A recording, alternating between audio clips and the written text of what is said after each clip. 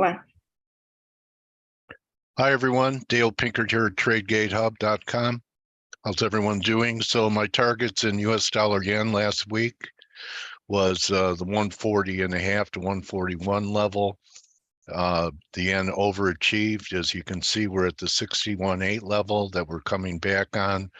There are a lot of landmines and tripwires this week with three central banks, the Fed, ECB, BOJ, a lot of important economic reports as well.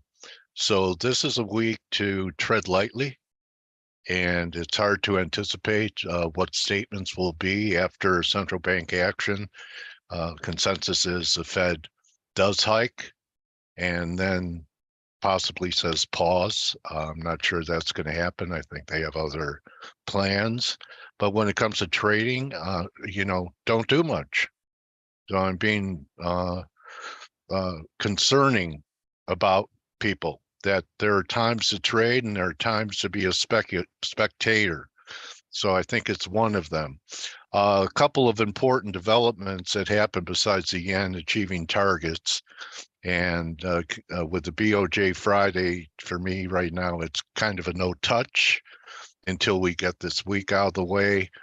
But something important did happen last week in the dollar.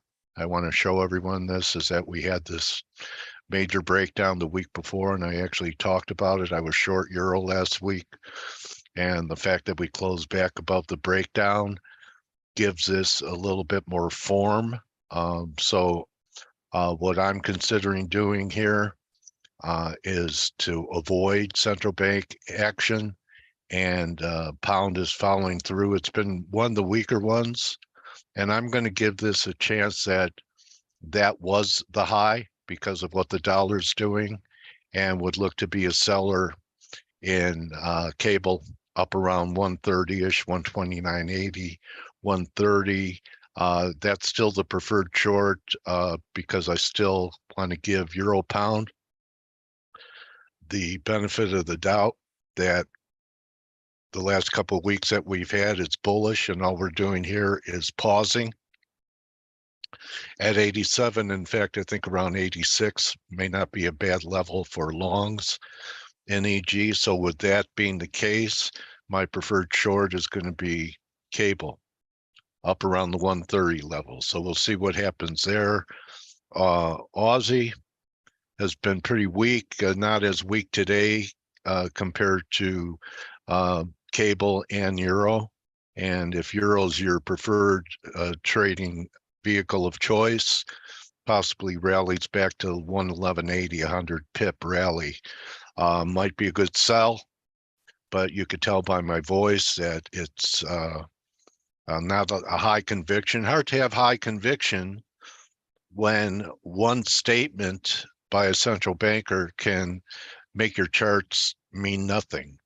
So again, I want to stress that it would be okay for you not to trade this week. Give yourself permission to do that, or into maybe next week, see what the setups are.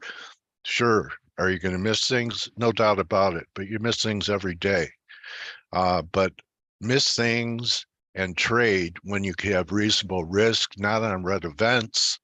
Last week I said that I like Canada from the 131.5 level. We got a little deeper at 31.20, but had a nice little rally for about 80 pips. I would take something off in case the dollar does weaken, but I think we have a bullish setup developing here in Canada, which would make sense with what's happening with the dollar.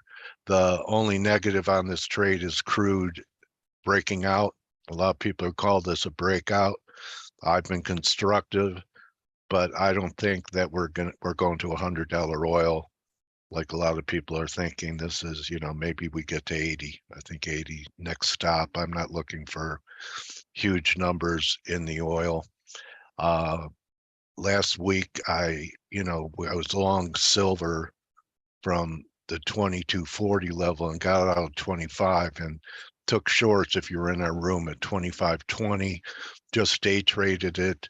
I think silver still looks weak. I don't see any reason to buy it. maybe 23.5. It still looks negative to me. And I think you can be able to buy silver a lot cheaper. So the short squeeze silver people might have one more delay, and I think it'll be the last delay. But we could even challenge these lows and take them out, come close to challenging these lows. Similar situation in gold. Said gold could go to 1980, and the high was 1980, 89.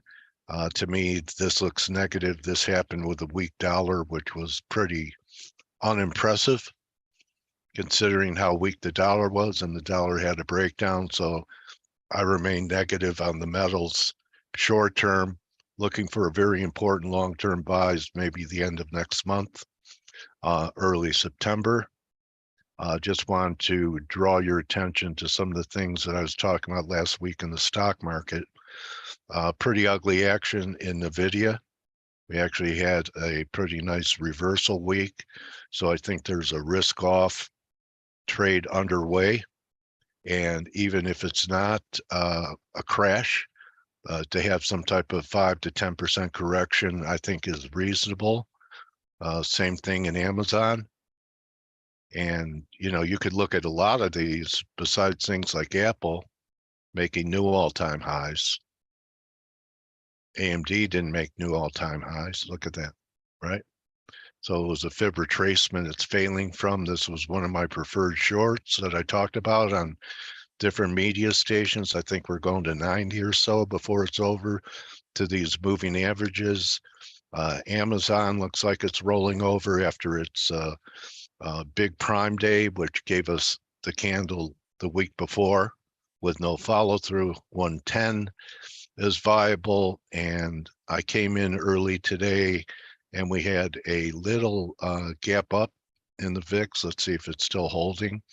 No reason for VIX to be up 4% on this morning's opening, unless people are saying, you know what, it may not be a bad idea to buy some protection here. So VIX has a chance. I mean, I think the DSI has been 10 or lower several times over the last few months, still putting in a higher low. And again, even if yields drop, say to 360, 350, when I look at the long-term picture, I'm not a real big bull on the bond market. I know a lot of people are talking about it. It looks great. I've switched a few times. Looks like it could go either way. So neutral there. And I think that's about all I wanted to cover. So the big event last week was the dollar did not go to par and a half, this breakdown level, and fail. It's currently a false breakdown. Okay, we have a breakdown failure here. So we'll see if I get opportunities to buy the dollar on a dip, maybe back to par 50. You know, some of the previous lows are par. It looks like it's about par. So we'll see. To me, it's around 130, 29.80, 130 there in the pound. And the pound does not have central bank activity. Got that out of the way here last week. I invite you to join us in TradeGATEHub.com. Again, I guarantee you the markets will be here next week after all of this heavy news that we have all week long. Make sure your equity is. And if you do trade with reduced leverage, and wait for the dust to settle going into next week is my advice. You could take some scalps and get out before decisions, but don't hold major positions into these decisions by the Fed and by the ECB and BOJ. BOJ may end up being the biggest event of all this week. So that's what one of my trading friends believes. And with that being said, Mike will be with you in about an hour and a half. Good luck this week. I'll be back with you guys tomorrow with Mike. And I'm interested in talking to Mike to see where his head's at on the markets after last week. Don't just count your pips, count your